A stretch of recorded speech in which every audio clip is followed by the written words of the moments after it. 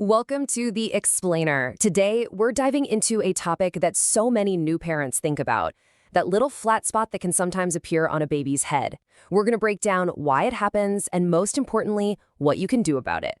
So, have you ever looked at your baby and thought, is that a little flat spot on their head? Well, if you have, trust me, you are not alone. It's a really common concern, but the great news is it's often preventable and totally treatable. So let's get right into what it is, why it happens, and the simple steps you can take.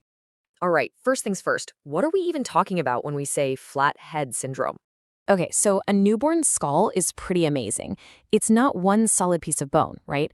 It's actually made up of these soft plates that can move around. This is super important for one, getting through the birth canal, and two, allowing for that incredible brain growth that happens in the first year. But that softness means the head can actually be molded by pressure from the outside. And you can see here, it usually shows up in one of two ways. Plagiocephaly, that's when one side of the head looks a bit flat, giving it an asymmetrical shape. And then there's brachycephaly, which is more of a wide, even flattening across the whole back of the head. Parents often start noticing these changes around 6 to 8 weeks old. So you might be wondering, why does this seem so common now? Well, the answer is actually tied to this incredible, life-saving public health campaign. You see, back before the early 90s, the advice parents got about sleep was kind of all over the place. But then research zeroed in on a huge risk factor for sudden infant death syndrome, or SIDS. So the Back to Sleep campaign was launched to get one simple, powerful message out to every single new parent. Babies are safest when they sleep on their backs, period. And wow, was it effective? I mean, this campaign is credited with cutting the SIDS rate by over 50%. That is a massive public health victory that has saved literally thousands and thousands of lives. And this is the really crucial part. Seeing a flat spot is not a sign that you're a bad parent or doing something wrong. It's actually the complete opposite. It's an unintended side effect of you doing exactly what you're supposed to do to keep your baby safe.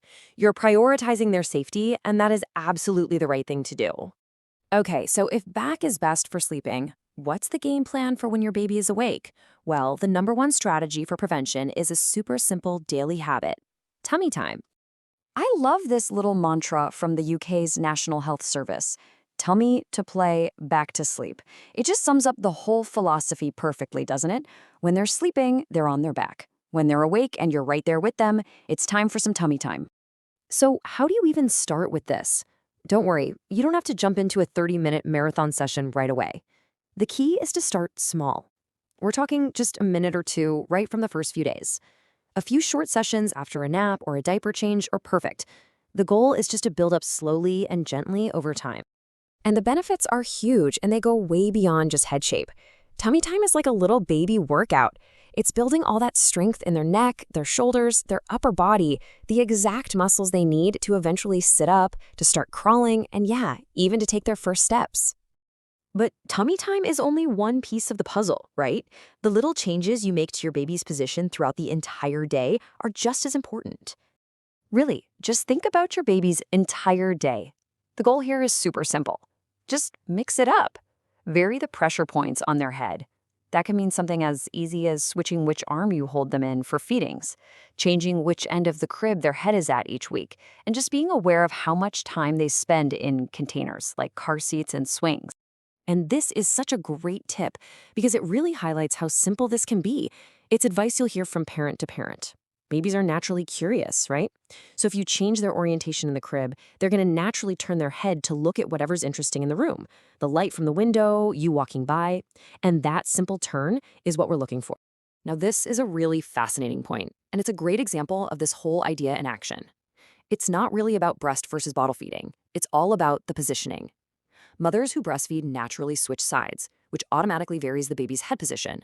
But parents who bottle feed can get that exact same benefit just by remembering to switch which arm they use for feedings. Simple.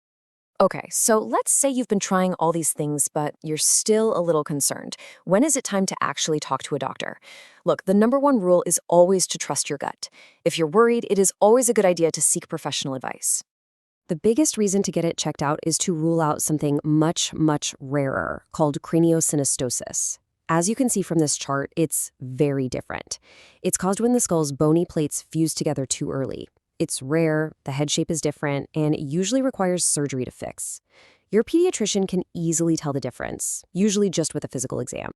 Another thing your doctor will look for is something called torticollis. All that means is that the neck muscles on one side are a little tight, which makes it hard for your baby to turn their head fully. So if you notice they always seem to be looking in one direction, that could be a sign. Torticollis is a big risk factor for flat head syndrome, but it's very treatable. Usually with simple stretches, a physical therapist can show you. Now, if the repositioning just isn't cutting it and the flattening is more moderate or severe, a doctor might bring up a cranial helmet. I know these can look a little intimidating, but it's not a forceful device at all. Think of it less like a brace and more like a gentle guide. It provides a snug, perfectly symmetrical space for the head to grow into, gently preventing growth in the bulging areas and allowing those flat spots to naturally round out as the brain grows. It is really important to know, though, that the medical world has different perspectives on helmet therapy. While they're pretty common in some places, other health systems like the NHS in the UK, for example, suggest that in most cases, the head shape will get a lot better on its own over time. The key is to have a really good, open conversation with your pediatrician about all the pros and cons for your specific child. So what's the big takeaway here? It's that you, the parent, have so much power to influence your baby's head shape. And it's not about buying expensive gear, it's about all these small, mindful, everyday actions. So think about it. What's one small tweak you can make in your baby's routine today? Maybe it's just one extra minute of tummy time, or remembering to switch arms for the next feeding. Every little change really does help.